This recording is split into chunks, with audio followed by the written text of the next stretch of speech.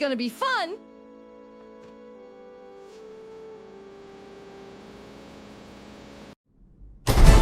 Oh. I don't like the staring.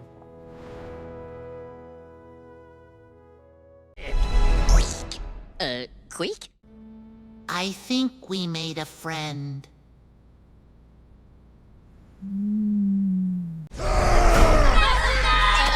Buddy?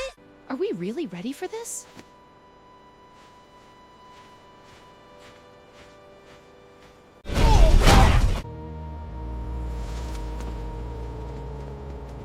We're getting the shot right now. Please don't let us fall.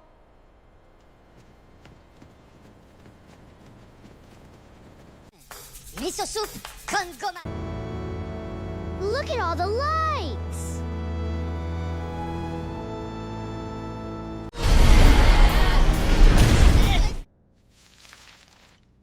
Do you think the spell will work?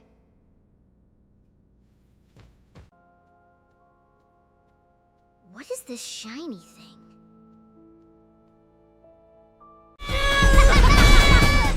We did it, Kevin! Best ride ever! Pica monstra! Hey, Tinny! I don't think this is a good idea.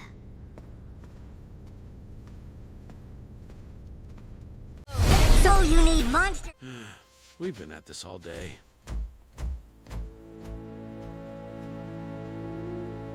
Be scared though, they're such good guys.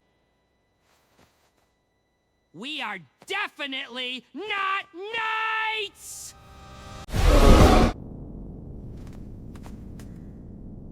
Wait, is this the right way?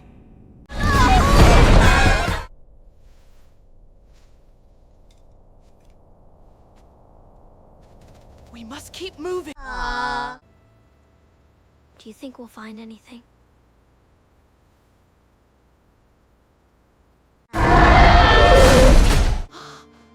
What on earth is this magic spell?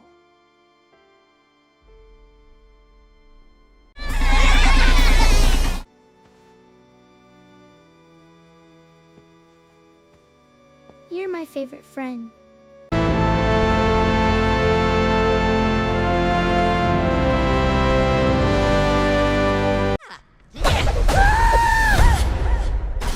I found the spell. This is our moment!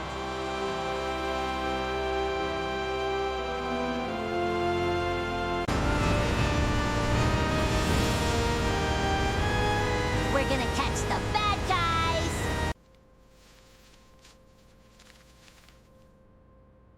Do you think it adds up to enough?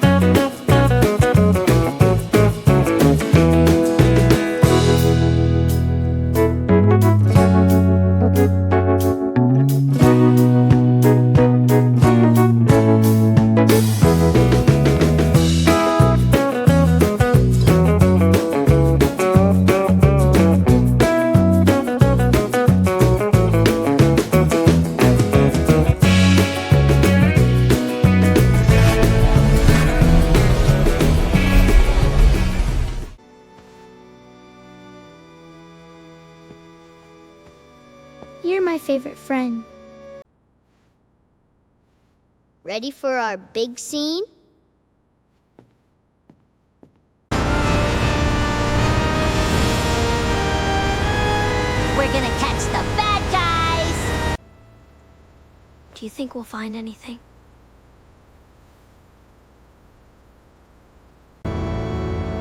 Look at all the lights!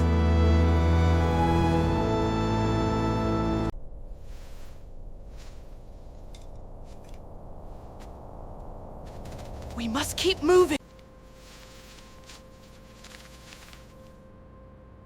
Do you think it adds up to enough? What on earth is this magic spell?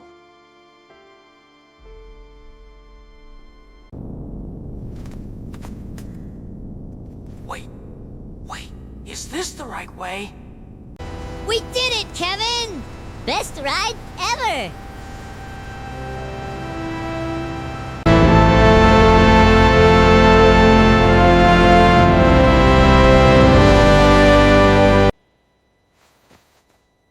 We are definitely not knights! What is this shiny thing? What are all these eyes looking at?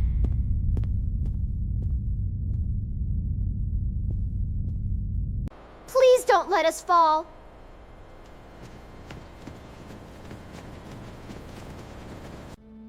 I think we made a friend.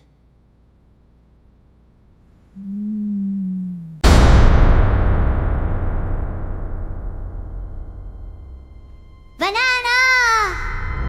This looks interesting.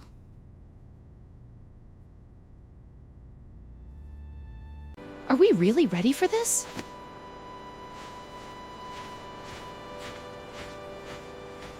This is gonna be fun!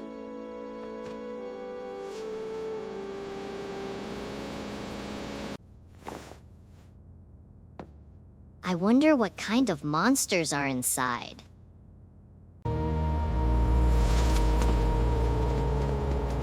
We're getting the shot right now. I found the spell.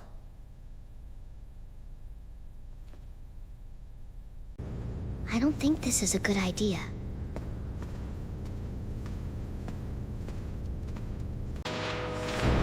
I don't like the staring.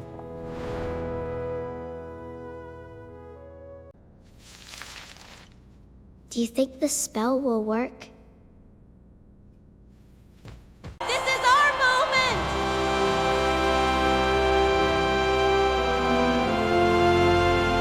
We really shouldn't be here.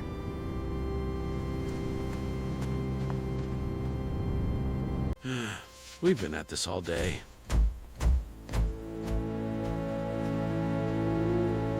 What are all these eyes looking at?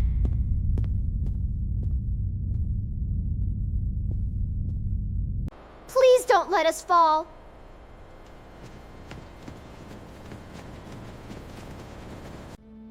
I think we made a friend.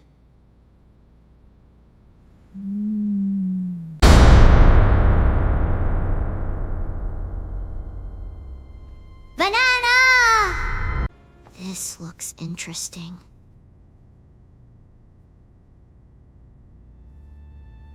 Are we really ready for this?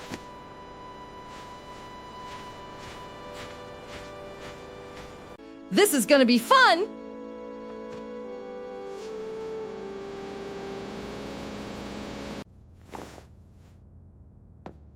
I wonder what kind of monsters are inside.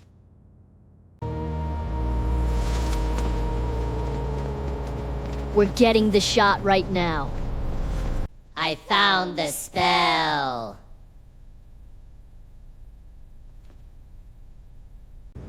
I don't think this is a good idea.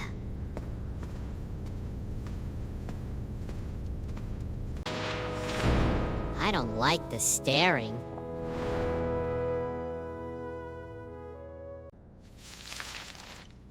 Do you think the spell will work? This is our moment!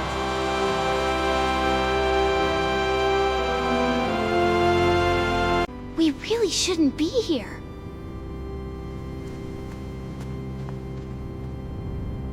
There is something wonderfully ridiculous about the idea of the Minions discovering Hollywood.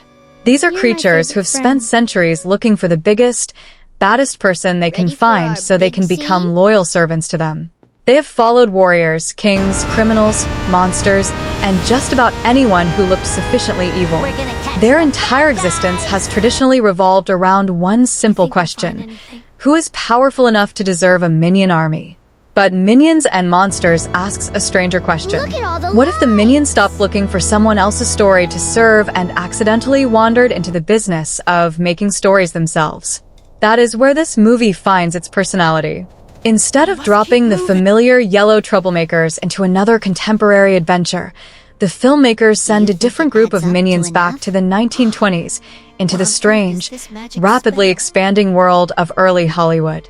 It is a period when movies are still discovering what they can be. Silent pictures are becoming a cultural phenomenon.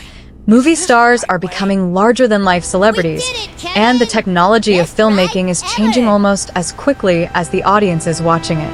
And naturally, this is exactly the sort of environment in which a group of tiny yellow creatures who communicate mostly through gibberish, facial expressions, physical comedy, and are terrible decisions would definitely somehow not become extremely knights! successful. The joke is almost too perfect. Hollywood is What built is on this illusion. shiny thing? The minions are built on chaos. Put the two together, What are all these and eyes eventually for? somebody is going to summon a real monster. Before that happens, though, the movie takes us somewhere unexpected, let us fall. a museum. The story begins in the present day, with visitors being shown around a film history museum. It is an immediately clever framing device because Minions and Monsters is not merely telling us another Minion adventure. It is pretending that these ridiculous little creatures have secretly been part of movie history all along. The museum becomes a doorway between the modern world and the forgotten past, allowing the film to introduce a piece of Minion history really that ready for predates the this? characters most audiences already know. That distinction matters. These are not simply Kevin, This is gonna be Stuart, fun. and Bob wandering into another adventure. The film introduces another group of minions, with James, Henry, and Ed becoming the central trio. I And wonder what almost kind of immediately, monsters are the movie inside. establishes that they are not identical personalities wearing different hairstyles. James in particular is different. getting the He shot has an right now. artistic streak. He is I fascinated found by the drawing and spell. painting, and that seemingly small detail becomes important because it gives him something that many minions do not think usually this is a good receive as a idea. central motivation, a creative impulse that exists independently of serving a villain. James does not merely want to like follow the someone. staring. He wants to make something. That sounds like a small distinction, but it gives the movie its entire foundation. Do you The think minions this have spell always will been work? funny because they are simultaneously devoted and hopelessly incompetent. They want to help, but their idea of helping frequently creates a larger disaster. Here, however, We really their shouldn't inability be to here. function normally collides with something much bigger than villainy. They encounter filmmaking, and filmmaking is practically designed for them. Think about the silent film era for a moment. The greatest silent comedians did not need long conversations to communicate. They used posture, movement, facial expressions, visual rhythm, props, don't let us timing, fall. and carefully constructed disasters. A character could walk into a room, trip over something, attempt to think recover we with need a dignity, friend. and create an even larger catastrophe without saying a single meaningful word. That is basically minion comedy. So, when these creatures enter 1920s Hollywood, the movie discovers a setting in which their greatest weakness, the fact that their language is almost impossible for humans to understand, Are we really suddenly ready for becomes this? an advantage. This is one of the smartest ideas in the entire premise. The minions do not have This to is gonna learn be how to fun. become silent film performers. They are practically born for it. Pierre Coffin, who directs the film and once again provides the voices of the minions, has I been wonder what associated with kind these of characters monsters since are their inside. earliest days. Their language, Minionese, was developed as part of the character's comic identity getting rather the than shot as a right conventional fictional language that I audiences found were the expected to spell. translate word for word. It works through sound, rhythm, recognizable fragments, emotion, this is a and good context. That makes the minions unusually dependent on visual storytelling. And Minions and Monsters finally places that characteristic at the center of the story. The film understands that the minions are not merely characters who happen to speak strangely. Their inability to speak normally is part of the reason they work so well on screen. That becomes especially useful once James, Henry, and Ed stumble through the dangerous process of trying to find their place in a world full of villains and opportunists. Their early history is filled with exactly the sort of disastrous loyalty that audiences have come to expect from minions. They seek powerful masters, only to repeatedly contribute to their downfall. One particularly important incident involves a wicked warlock. Henry discovers a spellbook, summons a monster, and the result is predictably catastrophic. Ed then ends up carrying the spellbook with them, turning what should be a terrible mistake into the sort of object that could eventually become the key to an even bigger mistake. That is the rhythm of the movie. The minions do not usually set out to create enormous consequences. They simply keep making small decisions that happen to have enormous consequences. After another series of misadventures, the group encounters a train robbery and follows the robber, hoping that perhaps they have finally discovered another villain worthy of serving. But the world is changing, and so are the minions. Their search for an evil master eventually pulls them toward Hollywood, and this is where the movie begins to feel less like a conventional Minions adventure and more like an animated love letter to the history of cinema. Hollywood in the 1920s is a perfect playground for this franchise because it is already larger than life. Everything is exaggerated. Stars are treated almost like royalty. Studios are enormous machines producing dreams. Sets can be fake cities. Actors can become icons overnight. A camera can transform an ordinary person into something magical. And then the minions arrive.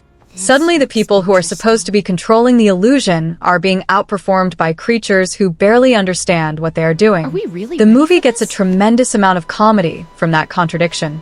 The minions are not educated filmmakers. They do not understand the rules of cinema.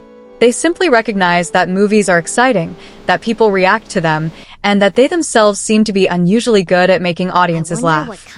That distinction is important because the film does not make their rise to fame feel like a carefully planned career move. It feels accidental, and that is much more believable within the logic of the Minions universe. James' artistic instincts begin to matter because filmmaking gives him somewhere to put them. Drawing becomes movement. Movement becomes performance. Performance becomes entertainment.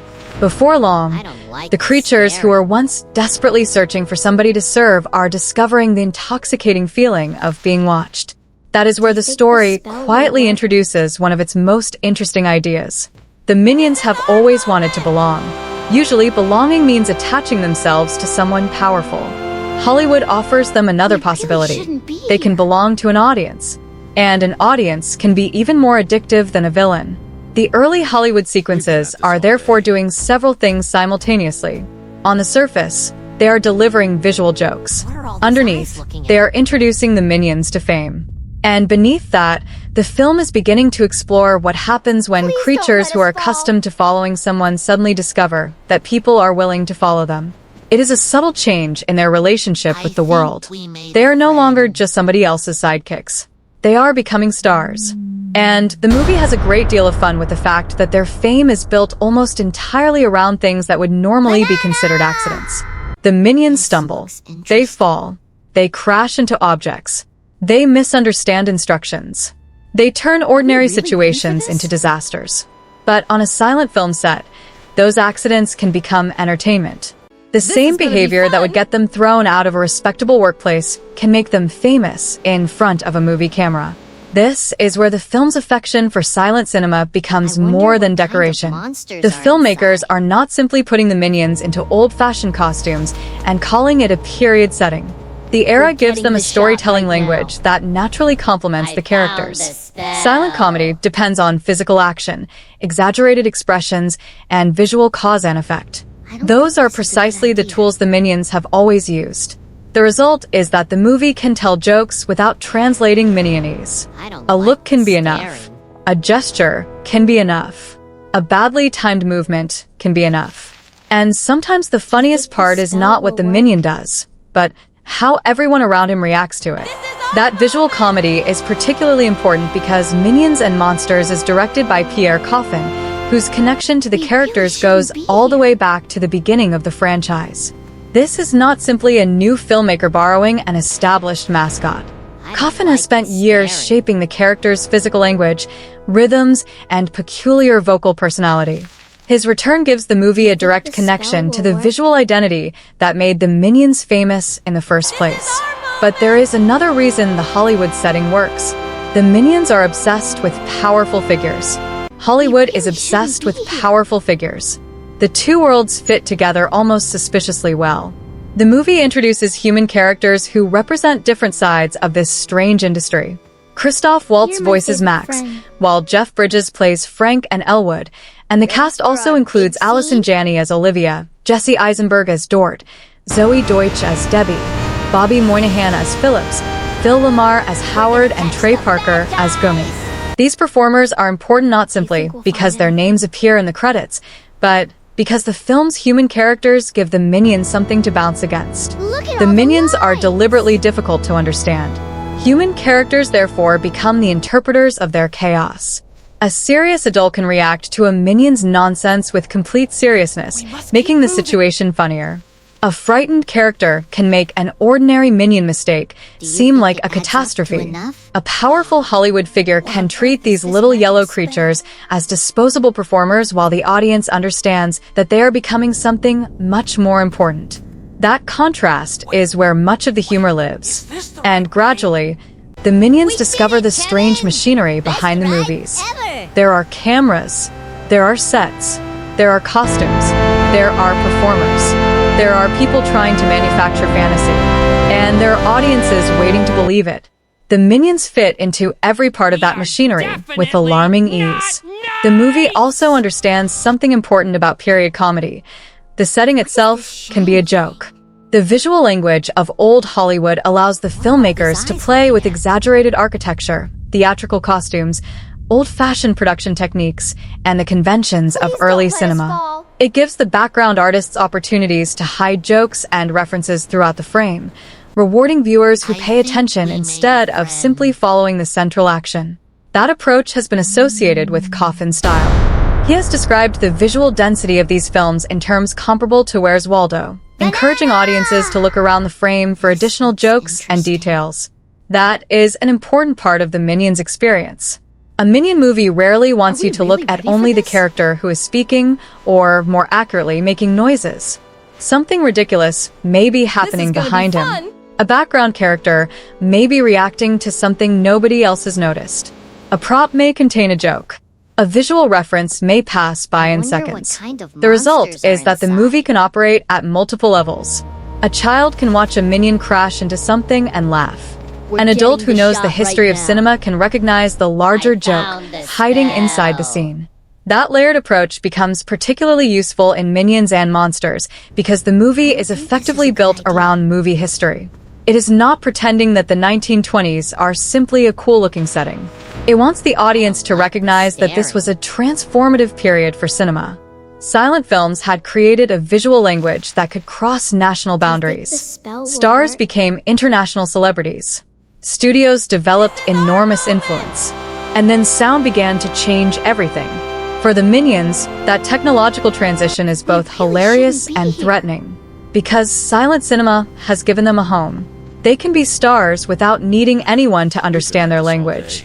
But once movies begin talking, suddenly their greatest strength may become their greatest weakness. That idea is one of the movie's most elegant pieces of storytelling. The Minions have found success precisely because cinema has temporarily become compatible with them. But technology does not care about compatibility. Movies evolve. Audiences evolve. The industry moves forward.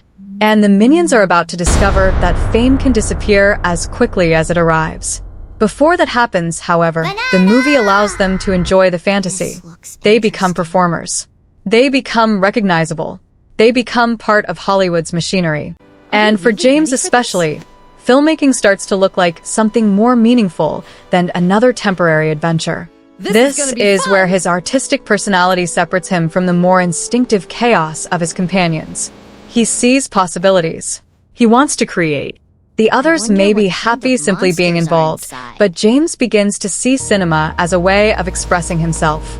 that gives the story an unexpectedly shot human right idea now. at its center. The desire to create something is not the same as the desire to be famous. At first, those two things can look identical. A person makes a this is a movie. good idea. People applaud. The person becomes famous. But what happens when the applause disappears? What happens when the industry decides you are no longer useful? What happens when the rules change? Minions and Monsters is still a comedy, so think it the approaches spell those will questions through absurdity rather than heavy drama. But the underlying idea is surprisingly recognizable. Hollywood gives the minions what they think they want, and then Hollywood changes the rules. shouldn't be The arrival of talking pictures becomes the first major threat to their new identity. Their success has depended heavily on visual performance, Ready for but our now big spoken scene? language matters. The minions' strange vocalizations, which once seemed charming and harmless, suddenly become a problem. We're gonna catch It is almost cruelly appropriate. The characters who became stars because they did not need understandable dialogue are pushed aside because movies suddenly demand understandable dialogue. Look at all the And that creates the first real sense that their Hollywood dream may not last. For the first time, the minions are not simply causing their own downfall. The world itself is moving beyond them. That is an important difference. They can survive explosions. They can survive monsters. to enough? They can survive failed attempts at serving What on earth is villains. this magic But they spell? cannot simply punch a technological revolution in the face and make it disappear. The movie therefore turns the history of cinema into part of the character's personal story. Silent films are not just a reference. Kevin! The transition to sound is not just a joke. It becomes the mechanism through which the minions experience success, rejection, and change. And that is why the early portion of Minions and Monsters works better when viewed as more than a collection of gags. The movie is telling a story about creatures who have spent their entire existence adapting to powerful masters, only to encounter an industry that demands adaptation from them. Hollywood gives them a stage. eyes looking at Then Hollywood takes the stage away.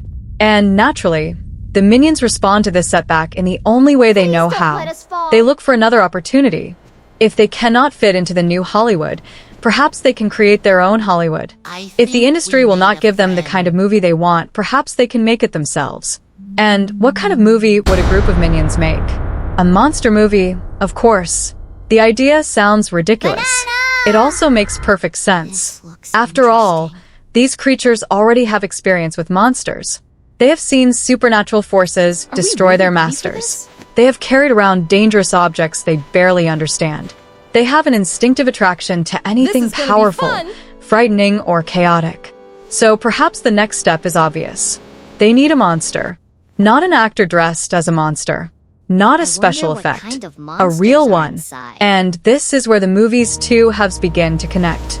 The Hollywood story has taught the minions how to getting create the shot illusions. right now. Their earlier adventures have taught them that found the monsters are real. spell. Put those lessons together, and you get the central disaster waiting to happen. The minions want to make a monster this is a movie. good idea. The only problem is that they are surrounded by creatures capable of becoming one.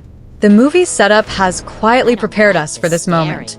James' creative ambition, Henry's curiosity, Ed's connection to the dangerous spellbook, the minions' fascination with frightening creatures, and their growing knowledge of filmmaking all point toward the same inevitable mistake. They are about to cross the line between creating a monster and finding one. And that is where the harmless fantasy of Hollywood begins to acquire teeth. Because a movie set can be destroyed and rebuilt. We've been at this A all prop day. can be replaced. A bad performance can be edited. A silent film can be forgotten. What are all these But a eyes real monster does not care whether the camera is rolling. And once the minions begin treating reality like a movie set, don't let us they're fall. going to discover the one rule of filmmaking that they have never understood. Not everything you create is willing to stop when the think director we says made a cut. friend. The problem with the minions is that once they discover something they love, they have absolutely no idea how to do it halfway. Serving a villain is not enough. They want to impress the villain. Building something is not enough. They want it to be enormous. Making a movie is certainly not enough. James wants to make the greatest monster movie anyone has ever seen. And that ambition becomes even more interesting because, for perhaps the first This time is in their gonna be history, fun. the minions are pursuing a goal that is not simply inherited from somebody else. James wants to make a movie because he loves movies. I That wonder what changes kind of everything. monsters are The official inside. story of Minions and Monsters describes James and Henry as the minions who become genuinely attached getting to the shot filmmaking right after now. their unexpected rise in Hollywood. found the When the tribe moves on spell. after their fall from stardom, the two decide they would rather make their own monster movie than simply return to think this is a searching good for another idea. evil master. And that decision is where the movie's second major idea begins. The Minions have spent their like entire the existence staring. serving creators. Now, they want to become creators.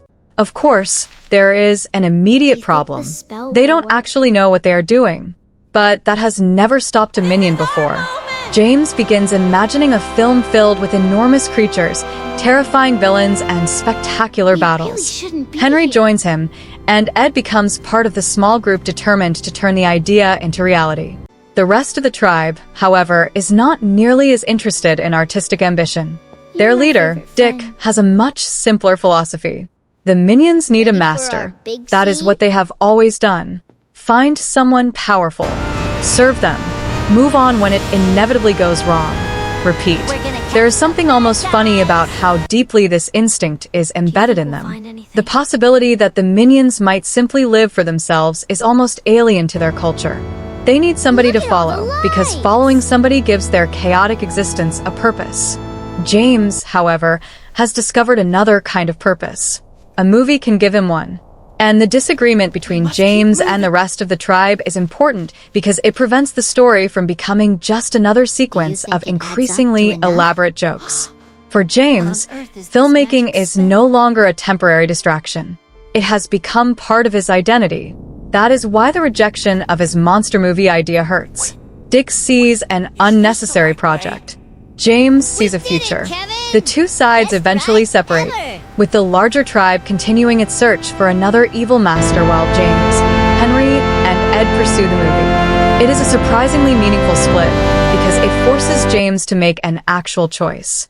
For once, he is not simply following the group. He is following an idea. And there is a difference. The movie then brings Max this back into the shiny picture. Max is the filmmaker who had originally recognized the all these accidental eyes looking comic potential of the Minions, and his involvement gives James something he desperately needs: access to the don't let us machinery of fall. filmmaking. A camera. That object may seem insignificant compared with everything that follows, I but think symbolically we it made is a enormous. A camera means that James is no longer just watching movies. He can make one. This is the moment when the Minions' Hollywood story turns inward. Earlier, they were performers. They were the things appearing in front of the camera. Now they are trying to understand what happens behind it. And that shift we gives the really film a ready for chance this? to parody the filmmaking process itself. A movie begins as an idea. Then the idea This is requires gonna be actors. fun. It requires a camera. It requires a setting. It requires effects.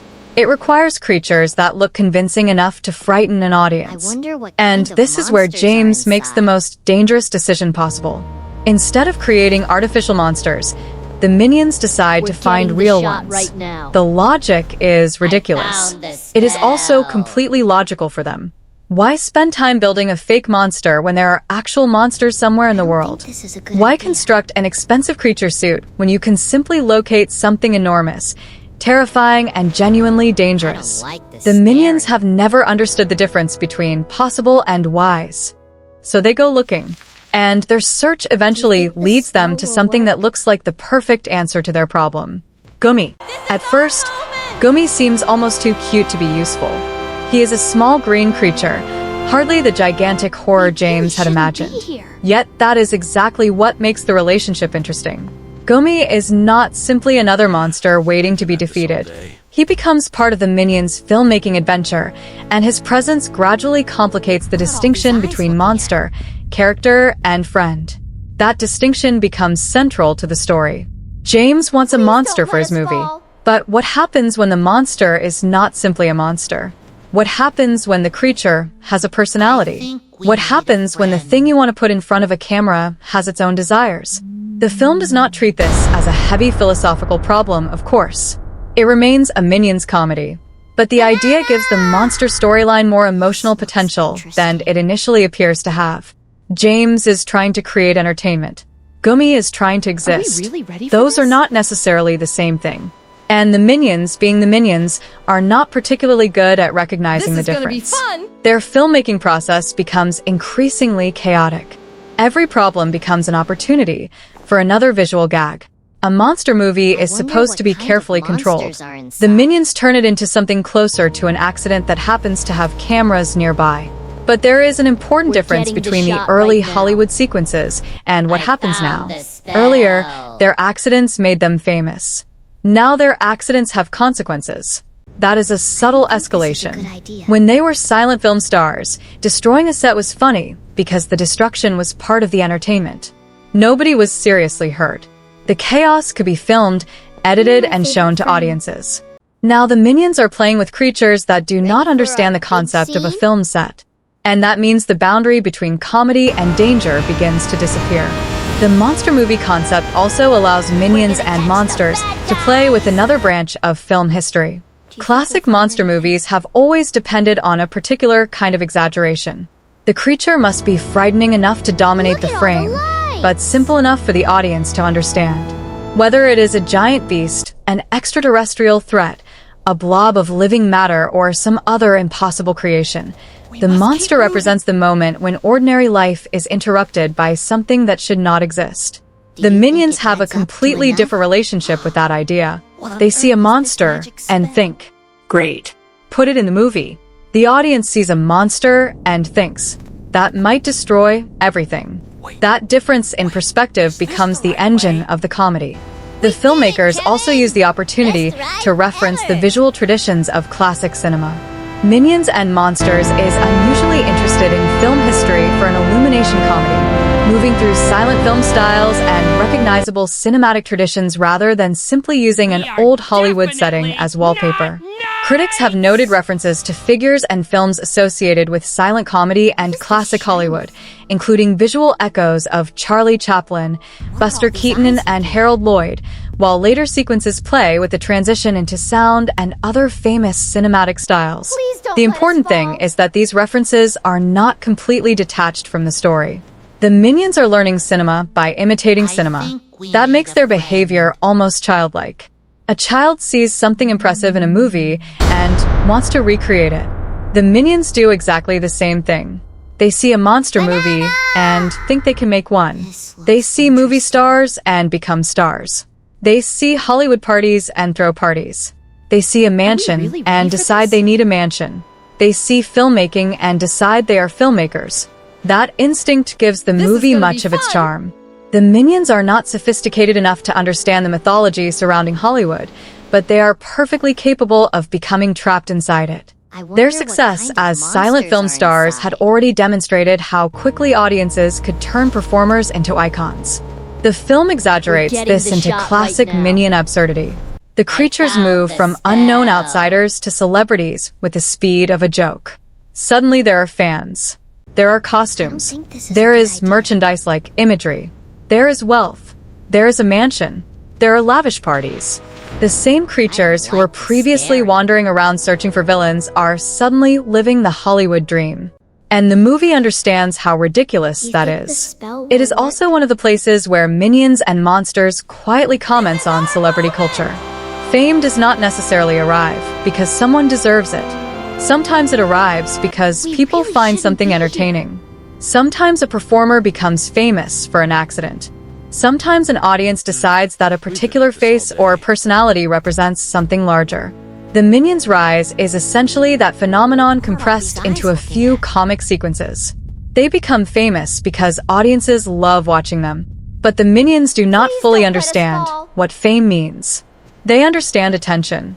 They understand applause. They understand food. They understand parties. They understand that people want to see them. But they do not understand how fragile the entire arrangement is. That fragility becomes painfully clear when Hollywood changes. The silent era is coming to an end. Sound is coming. And suddenly, the Minions' greatest advantage becomes their greatest weakness. Are we really The transition from silent movies to talking pictures is one of the most famous technological changes in film history, and Minions and Monsters turns it into a personal crisis for its protagonists. The official synopsis explicitly frames the arrival of talkies as the reason the Minions' popularity collapses. They cannot follow scripts because they speak only Minionese. The joke is obvious. It is also much smarter than it first appears. For decades, the Minions have survived without understandable dialogue. Their entire comedic identity depends on the audience understanding them emotionally rather than literally. But Hollywood has suddenly decided that words matter. Now an actor has to deliver dialogue. A line has to be spoken correctly. A script has to be followed. The camera no longer needs only a face and a physical performance. It needs a voice. And the Minions have the wrong one. Their Minionese, once an advantage, becomes a liability. The film can exaggerate this into spectacular comic failure, but underneath the jokes is something genuinely sad. The Minions lose the thing they worked so hard to build. Not because they suddenly become less funny. Not because audiences stop liking them as individuals. They lose their place because the industry changes around them. That distinction gives their downfall more weight. Imagine becoming a star because you perfectly fit the rules of one era, only to discover that the rules have changed overnight. That is what happens to the Minions. The cameras are still there. The studios are still there. The audiences are still there. But the kind of performer Hollywood wants has changed.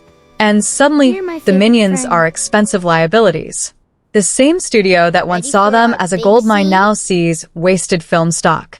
The comedy comes from the Minions failing repeatedly to perform dialogue correctly, but the larger joke is that Hollywood itself is mercilessly practical. The Minions may be lovable, but studios do not necessarily care about lovable. They care about successful movies. When the Minions begin costing the studio money, the relationship changes. They're fired. And just like that, the fantasy collapses. The mansion is gone. The fame is gone. The parties are gone. The cameras that once followed them everywhere are suddenly nowhere to be found. The Minions are back where they started. Almost. Because James has changed. This is one of the most important developments in the first half of the movie. James does not simply experience failure and decide that filmmaking was a bad idea. He experiences failure and becomes more determined to make his own movie. That is the difference between fame and creativity. Fame was something Hollywood gave him. Filmmaking is something he wants to keep. The studio can take away his celebrity. It cannot take away the idea in his head. So James returns to the monster movie. And now the title Minions and Monsters begins to mean something more complicated. The movie within the movie is called Minions and Monsters. The film we are watching is also Minions and Monsters.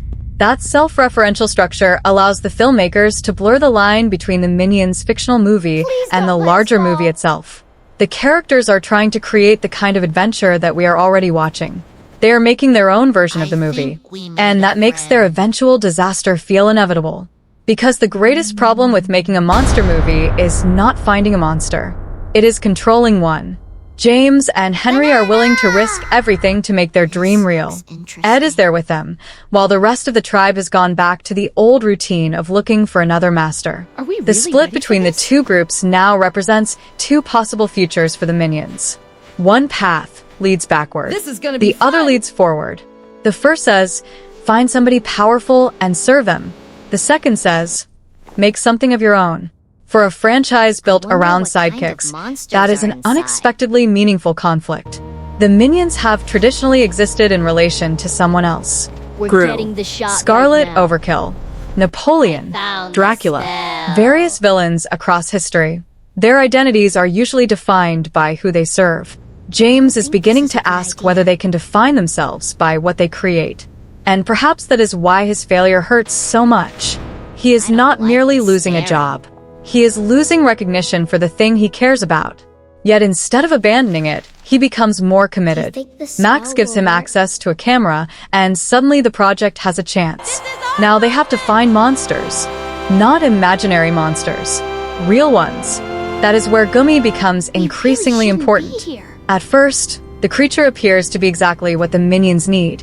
Strange enough to inspire a movie, unusual enough to capture an audience, and apparently willing to interact with them. But the relationship is not as simple as James expects. The Minions see Gummy as a character. Gummy sees the Minions as companions. Those two interpretations cannot remain separate forever. And the movie begins pushing them toward a collision. The more James attempts to construct his movie, the more the line between filmmaking and reality disappears. A set can imitate a monster attack. A real monster attack cannot imitate a movie. The difference sounds obvious. To the Minions, it is not. They've spent so much time inside the artificial world of Hollywood that they begin treating real life as another production. That is the dangerous side of creativity in the movie. Imagination can create wonderful things. It can also create consequences that the creator never intended. The Minions want spectacle. They want frightening creatures. They want audiences to gasp. They want their movie to be bigger than anything they have made before. But once the creatures are real, the spectacle no longer belongs entirely to them.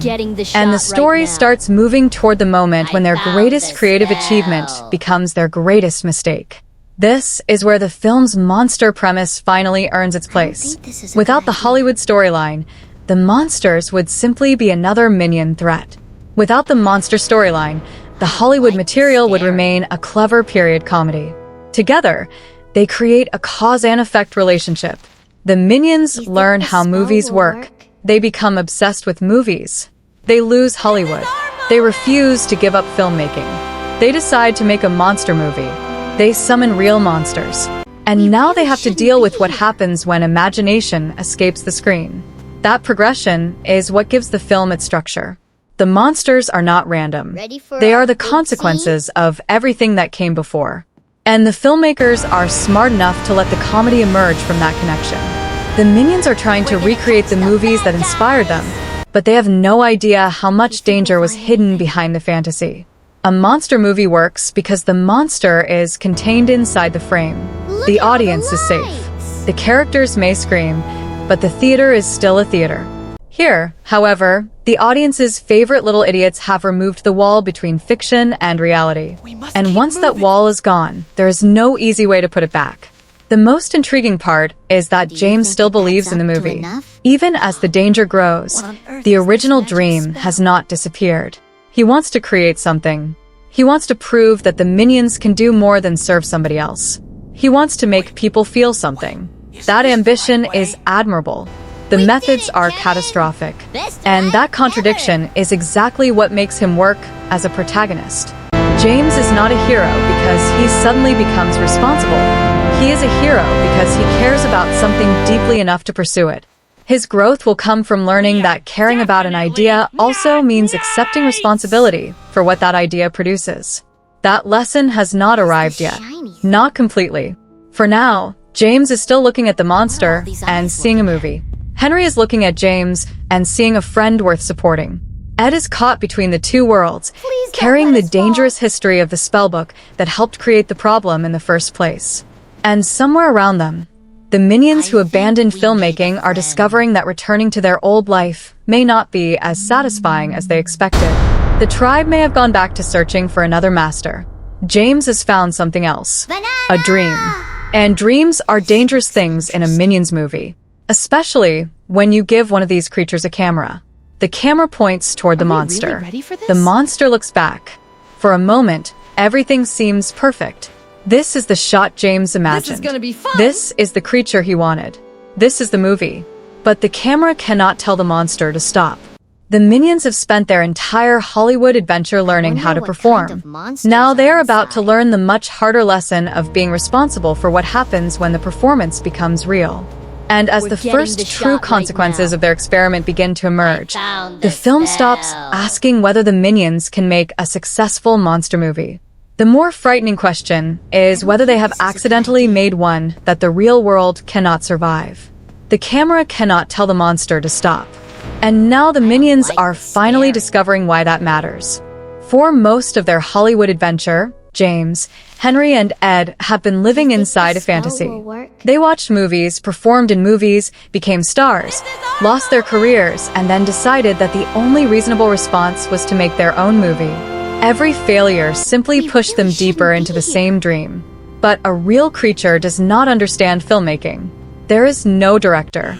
There is no script. There is no retake. There is no convenient moment when someone can yell cut and reset the scene. The monster exists outside the rules of cinema. And once the Minions realize that their little independent production suddenly becomes something much more dangerous. What makes the situation even more complicated is that the creature they encounter is not simply a mindless engine of destruction. Gummy, voiced by Trey Parker, becomes one of the movie's strangest and most important characters precisely because he does not fit neatly into the role James originally imagined for him. The Minions want a spectacular monster. What they get is something far more unpredictable, a living being with its own personality and desires. That difference becomes the emotional heart of the monster section. This is gonna be James fun. is still thinking like a filmmaker. Gumi is not thinking like an actor. And the Minions have to learn the difference. The joke is that James has spent the entire movie learning how to look at the world through a camera. Now he has to learn how to look at the world without one. That is harder. Much harder. The first part of the film was built around the Minions discovering that they could imitate the movies. The monster storyline asks whether they can understand the reality those movies were imitating. Classic monster cinema has always played with the idea of bringing the impossible into ordinary life. A creature appears, a city panics, scientists try to understand it, armies try to stop it, and eventually somebody figures out how to defeat or contain it. But Minions and Monsters approaches that tradition from the opposite direction. Its characters are not frightened by the monster at first. They are excited. This is exactly what they wanted. A real monster. A genuine spectacle. Something no studio could fake. And for James, that must feel like vindication. After Hollywood rejected him, after the transition to sound took away the career he had built, he has finally found something that could make his movie extraordinary. The problem is that extraordinary is not the same thing as safe. That distinction begins to define the entire second half. James' obsession is understandable because the movie has spent time establishing that filmmaking means something to him. He is not simply chasing money. He is not trying to become famous again just because he misses the attention. He genuinely believes that he has a gift. Max even recognizes it. That recognition matters because James has spent much of his life being treated as a misfit among the Minions. He is not quite satisfied with blindly following the tribe's traditional path. He wants to draw. He wants to create. He wants to make movies. When somebody finally tells him that he has a real gift for filmmaking, the compliment lands with more weight than a simple joke. It validates something James already suspected about himself. But there is a dangerous side to validation. Once someone believes they have a gift, they can begin believing that the gift excuses everything they do with it. James does not intend to unleash chaos. He intends to make art. And the distinction between those two things becomes increasingly difficult to maintain. This is also where Henry becomes important. Henry is not driven by exactly the same artistic obsession. His relationship with James gives the story a sense of companionship that the Minions' larger collective behavior often lacks. James has the idea, but Henry helps him pursue it. When things become increasingly dangerous, the friendship between them becomes more important than the movie they are trying to make. That is one of the strengths of the film's central trio. They are not identical. James is ambitious. Henry is supportive and adventurous. Ed brings another kind of chaotic energy. Together, they create a miniature version of the Minions themselves. One creature wants to create, another wants to help, and the third is perfectly capable of making everything much worse. The film uses that dynamic for comedy, but it also gives the monster plot a human-like emotional structure. The question is no longer simply, can they make their movie? It becomes, what are they willing to risk for it? That is a much better question. Because a monster movie is supposed to have escalation. The creature gets bigger. The danger gets worse. The heroes run. The city panics. The final battle becomes enormous. But if Minions and Monsters followed that formula too literally, it would simply become another animated action comedy. The more interesting choice is to make the escalation a consequence of the Minions' filmmaking obsession. They keep trying to control the situation. And every attempt to control it makes it worse. This is classic Minion storytelling. Their greatest talent has always been turning solutions into disasters. Give them a simple task and they will complicate it. Give them a complicated task and civilization itself should probably evacuate. Here, however, the consequences feel larger because the movie has established what the Minions were trying to accomplish. They wanted to make something people would remember. They certainly succeed, just not in the way they intended. The creature becomes increasingly difficult to contain, and the minions begin to understand that they have crossed a line. The monster is no longer something they can point a camera at. It is now something they have to deal with. And this is where Gumi becomes particularly valuable. A weaker version of this story would treat the monster as nothing more than a giant visual effect. Gumi gives the creature personality. That changes the emotional equation. The minions cannot simply defeat him because he is the enemy. They have to understand him. That is especially important because the film's monster material draws heavily from the tradition of creatures, such as those found in classic science fiction and horror. This is gonna be fun. Critics have pointed to the movie's playful references to films like The Blob, while later sequences evoke the giant creature and science fiction spectacles of the 1950s. But the movie is not interested in recreating those films faithfully. It wants to recreate the feeling of discovering them. That is an important difference. For a child, a giant blob-like creature can simply be funny and frightening. For an adult movie fan, it can trigger recognition. The creature's shape, the way people react to it, the visual staging, the exaggerated sense of scale, all of these things belong to a cinematic vocabulary that existed long before the minions arrived. And the movie enjoys inserting its tiny yellow characters into that vocabulary. That is probably the strongest creative idea in Minions and Monsters. The minions do not merely parody old movies. They behave as though they have always belonged inside them. They imitate Chaplin. They imitate Keaton. They imitate Harold Lloyd. They wander through visual situations inspired by classic cinema. They become silent film stars. They lose their jobs when sound arrives. Then they begin constructing a monster movie. The entire film becomes a journey through the history of cinema, with the minions behaving like impossible little time travelers who refuse to understand that they are supposed to be watching history rather than participating in it. That is why the film can be surprisingly rewarding for adults. A child can enjoy the physical joke. A teenager can enjoy the chaos. A longtime movie fan can recognize the reference underneath the joke. And the best references do not require the viewer to understand them. If you know the reference, you get another layer. If you do not, the scene still works. That is exactly how an Easter egg should function.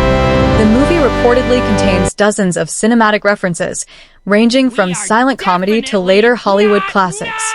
Some critics have specifically highlighted the film's affection for Chaplin, Keaton, and Lloyd, while other references extend toward films such as Citizen Kane, Casablanca, and Metropolis. But there is a danger here. The more references a movie contains, the easier it becomes for the references themselves to become the point. Sometimes Minions and Monsters comes close to that problem.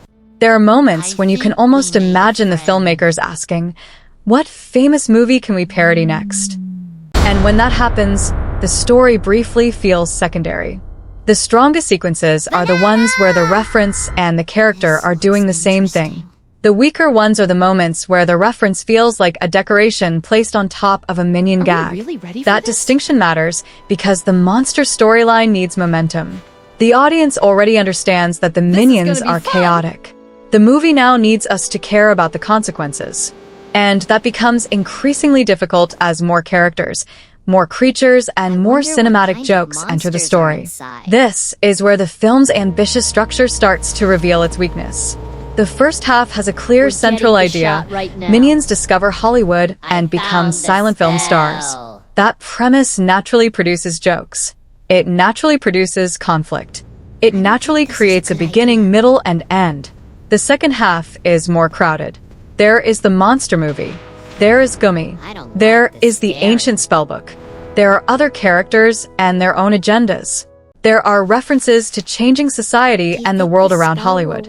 There are increasingly large action sequences. And the movie has to bring all of those elements together before the finale. Some critics have praised the film's first half, while arguing that the later monster material becomes more frenetic and conventional. That criticism is fair. The movie's central idea is so strong that almost anything after the Minions become silent film stars has a difficult job matching it. How do you top the image of Minions becoming movie stars in black and white silent cinema? You unleash monsters. Then you need bigger monsters. Then more destruction. then a larger threat. That is the familiar escalation trap of animated blockbusters. Bigger does not necessarily mean better. The filmmakers understand this to some extent, and Gumi helps keep the story from becoming completely mechanical. His presence creates emotional complications that pure spectacle cannot provide. The minions are not simply fighting a monster. They are dealing with something they helped bring into existence. That means the solution cannot simply be destruction.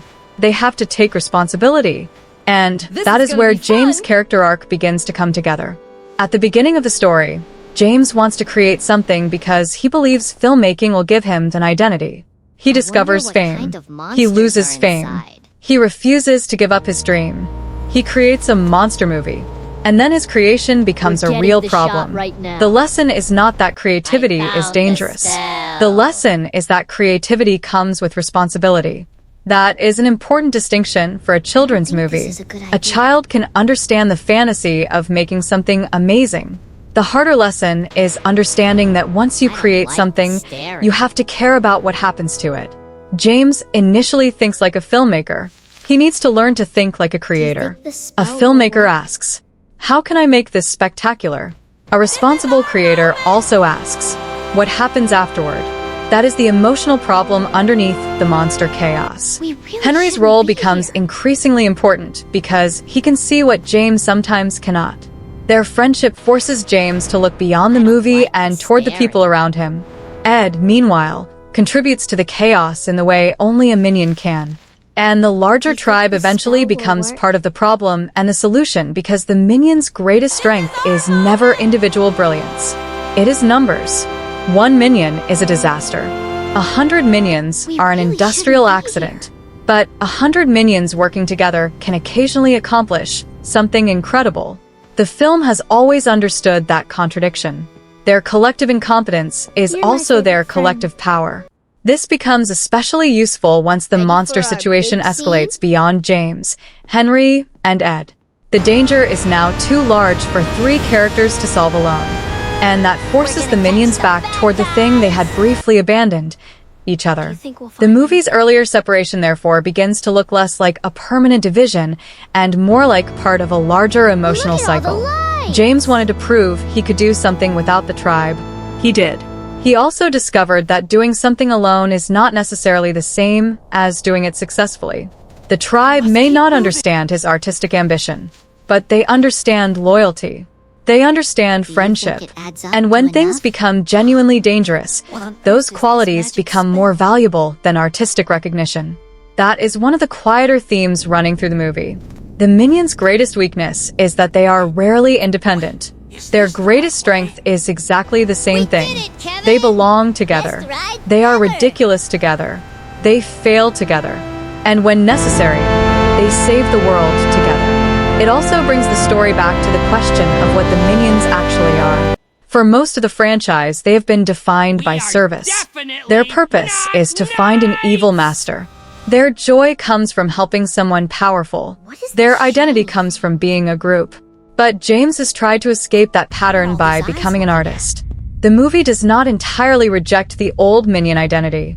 Instead, it adds another possibility. They can serve. They can create. They can perform. They can even become heroes when the situation demands it. That flexibility is one reason the characters remain useful after so many movies. They are simple enough to place almost anywhere, but that flexibility can also become a weakness. If the characters can be anything, what exactly are they? The film does not completely solve that question. It probably does not need to, but it is interesting that Minions and Monsters accidentally raises it. James is trying to define himself. The minions as a whole are still trying to define themselves. And Gumi, as a creature that does not fit neatly into the category of either friend or monster, mirrors that problem. Everyone in the movie is trying to figure out where they belong. The minions want Hollywood. James wants to be a filmmaker. Gumi wants connection. The studio wants successful movies. The audience wants entertainment.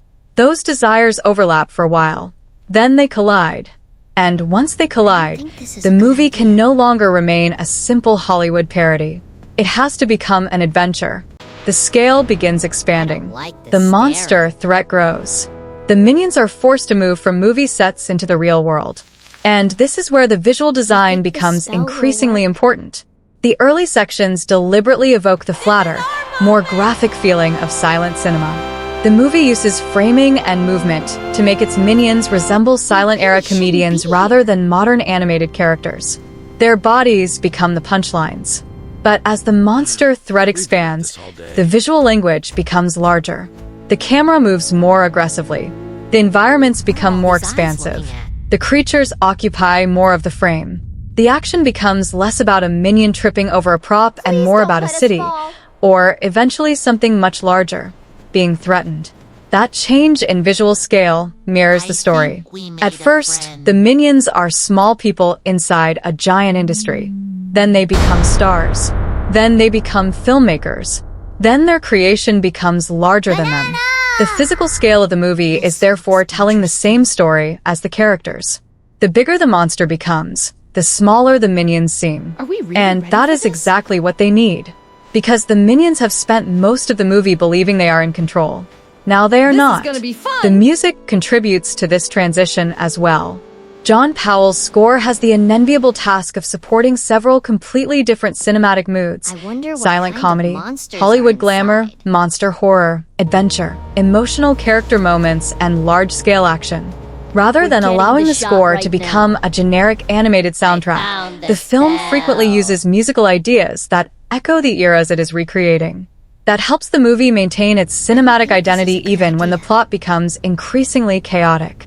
Music can also communicate scale in ways the minions cannot. A minion scream is funny. An orchestra accompanying a minion scream can make it feel like the beginning of the apocalypse. That is part of the joke. The movie constantly takes something tiny and gives it an enormous cinematic treatment. A minion trips. The music treats it like a tragedy. A creature appears. The score treats it like the arrival of an ancient evil. A group of minions runs away. The camera turns it into an epic chase. This is how the movie maintains its sense of fun, even when the narrative stakes become serious. The filmmakers never completely forget that the protagonists are absurd, but they also do not want the audience to stop believing in the danger. That balance is difficult. Too much comedy, and the monster threat becomes meaningless. Too much seriousness, and the minions stop feeling like the minions. For much of the escalation, the film manages to stay somewhere between the two. The minions can be terrified and ridiculous at the same time. That combination is one of the franchise's secret weapons. They are capable of looking genuinely frightened. Then one of them will do something completely stupid. The audience laughs, but the danger remains. And that creates a strange emotional rhythm. Laugh. Worry. Laugh again. Then realize the problem is getting worse. The story keeps repeating that pattern until the minions finally understand that they cannot simply run away from what they created. They have to fix it. That is the moment when the monster movie becomes a story about consequences. James has to accept that his dream caused the disaster. Henry has to decide how far he is willing to go to help his friend. Ed has to confront the dangerous chain of events that began with the spellbook. And the larger tribe has to decide whether to return to their old lives or stand with the friends who have created a problem none of them can ignore. The answer, naturally, is to stand together. Because despite all the movie's Hollywood references, monster jokes, and elaborate visual gags, the minions are still at their best when the story reduces everything to a very simple idea. They do not leave their own behind. That is why the eventual conflict works emotionally, even when the plot becomes increasingly ridiculous. The minions may have accidentally unleashed monsters. They may have ruined their careers. They may have made terrible decisions. But they're not indifferent. And that is what separates them from the villains they have spent centuries following. A villain wants power. The minions want belonging. James wants creation. Gumi wants connection. The story brings those desires closer and closer together until the monster threat becomes more than an excuse for action. It becomes the test of whether these characters have learned anything. James began by wanting to make a movie people would remember. Now he has to make a decision that matters even if nobody ever sees it on a screen. Save the people around him. Forget the movie. Forget the fame. Forget the dream. For once, the most important thing is not what ends up on film. It is what happens off camera. And that is exactly where the story is heading. The world is becoming increasingly chaotic. The creatures are loose. The minions are scattered and then reunited. The movie has moved far beyond the controlled environment of a Hollywood studio. There is no safe set anymore. No studio wall. No camera that can turn danger into entertainment. Reality has become the production. And the minions are now the actors, directors, stunt performers, and accidental heroes all at once. The irony is almost complete. They entered Hollywood because they wanted to serve somebody powerful. They became stars. They lost everything. They tried to make their own movie. And by trying to create the perfect monster movie, they accidentally became the protagonists of one. Only now there is no audience sitting safely in a theater. There is a real world at stake. And somewhere beneath all the screaming, crashing, running, and minionese, James finally begins to understand the difference between making a spectacle and taking responsibility for one. The dream that brought him here is still alive, but it is changing. And as the monsters grow more dangerous and the minions prepare to confront the consequences of their greatest mistake, the question is no longer whether James can finish his movie. It is whether he can save the world from the movie he already made. Because the camera may have captured the monster, the minions may have created the spectacle, but now the spectacle has escaped the frame. And there is only one way to stop it. They have to step out from behind the camera and become the heroes of their own story. The minions have finally reached the point where running away is no longer an option. What began as a search for a villain has become a search for identity. What began as an accidental career in silent cinema became a failed Hollywood dream. What began as James's attempt to make a monster movie has become an actual monster crisis, and the creatures who once thought they were directing the story now find themselves trapped inside it. That reversal is what gives the final stretch of minions and monsters its energy. The camera is no longer the most important object. The monster is. And the minions are finally beginning to understand that they cannot solve this problem with another movie. They have to solve it with each other. The danger has spread far beyond the little world of James, Henry, and Ed. The monster they wanted for their production has become a genuine threat, and Los Angeles is transformed from a glamorous movie playground into a disaster zone. That shift is one of the movie's most deliberate jokes. Hollywood, the place that taught the minions how to manufacture spectacle, has now become the spectacle. Buildings, streets, and landmarks that previously existed as scenery are suddenly part of an enormous action sequence. The city becomes a set. Except this time, there is no script. The filmmakers clearly understand the visual opportunity. Classic monster movies were built around the pleasure of watching something enormous invade a recognizable world. A creature becomes frightening not simply because it is large, but because its size is measured against things humans understand. Buildings, cars, crowds, streets. Animation allows minions and monsters to exaggerate that principle. The minions are tiny, the monsters are huge, and the city sits between them. That contrast creates some of the film's biggest physical comedy moments, because the minions never look more ridiculous than when they attempt to confront something several hundred times their size. Yet the action does not work only because the creatures are small. It works because the characters have finally developed something worth protecting. Earlier, danger was usually an inconvenience. Now there are consequences. James understands that his dream has helped create the problem. Henry understands that James needs him. The minions understand that their friends are in trouble. And the audience understands that the characters cannot simply reset everything at the end of the scene. This is where the movie's emotional investment in James begins to pay off. He started as an outsider because he wanted something different from the rest of the tribe. While the other minions were primarily interested in finding someone evil to serve, James was interested in stories. He wanted to draw. He wanted to create. He wanted to make movies. That made him unusual. It also made him vulnerable. His ambition gave him a purpose, but it also created tunnel vision.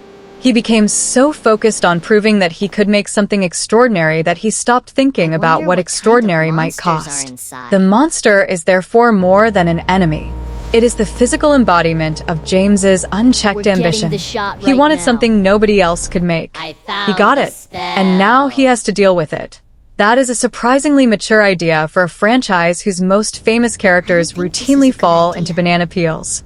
The movie never becomes solemn about it. It still communicates through slapstick and visual exaggeration. James can have a moment of realization and immediately be interrupted by a minion disaster. A dramatic rescue can become a physical gag. A creature that looks terrifying from one angle can become absurdly cute from another. But the emotional logic remains intact. James has to take responsibility, and the people around him have to decide whether to help him do it. That is where Henry becomes particularly important. The friendship between James and Henry is arguably the strongest emotional relationship in the movie, because Henry does not simply follow James blindly. He admires his friend's imagination, but there comes a point when admiration is no longer enough. James has lost perspective. Henry has to remind him that the movie is not more important than the people making it. This is a useful contrast with the Minions' traditional relationship with their masters. The classic Minion is loyal because loyalty is almost instinctive. Henry's loyalty is different. He chooses it. That makes their friendship feel more meaningful. He does not help James because James is powerful. He helps him because James is his friend. And that distinction is central to the movie's gradual transformation of the Minions from followers into something closer to a community. The tribe eventually becomes involved in the crisis, and this is where the film returns to one of its most reliable sources of comedy. Dozens of minions trying to accomplish one serious task. They are not trained heroes. They are not soldiers. They are not scientists. They are minions. So naturally, the rescue operation involves a tremendous amount of confusion. One minion misunderstands an instruction. Another grabs the wrong object. Another decides that the most dangerous part of the plan is the ideal place to eat something. Another accidentally creates a second problem while trying to solve the first. But collectively, they begin accomplishing things. This is where the animation becomes especially important. The minions have always been designed around physical comedy. Their bodies are simple enough to read instantly, but expressive enough to communicate a remarkable range of emotions. Their goggles, eyes, mouths, and posture allow the audience to understand what they are thinking even when their spoken language remains incomprehensible. During the climax, that visual language becomes almost essential. There is too much happening for dialogue to explain everything. Characters run. They point. They scream. They gesture. They look at each other. They make decisions. And the audience follows. This is one reason Pierre Coffin's performance as the Minions remains so effective. He is not simply producing random sounds. The voices have rhythm and personality. Different Minions can be distinguished through pitch, energy, reaction, and timing even though they share the same basic language. That is particularly useful during the action scenes because the audience can understand the Minions' intentions without needing exposition. A frightened banana, like utterance, can mean one thing in a calm scene and something completely different when a monster is chasing the speaker. The meaning comes from context. That has always been the secret of Minionese. And in this movie, the silent film setting makes that technique even more appropriate. The Minions are essentially performing two kinds of silent comedy at once. The first is the physical comedy of the 1920s. The second is the modern visual language of animation. The film understands that these traditions are related. That is part of why the early Hollywood material feels so natural. The Minions were already descendants of silent comedy, whether the franchise acknowledged it or not. Their physicality, their reliance on movement, and their tendency to turn ordinary situations into escalating disasters all connect them to the comedians who built entire careers around visual performance. The film simply makes the connection explicit. And during the climax, that influence becomes a weapon. The Minions do not suddenly become competent action heroes. They remain comedians. They defeat problems by improvising. They turn accidents into solutions.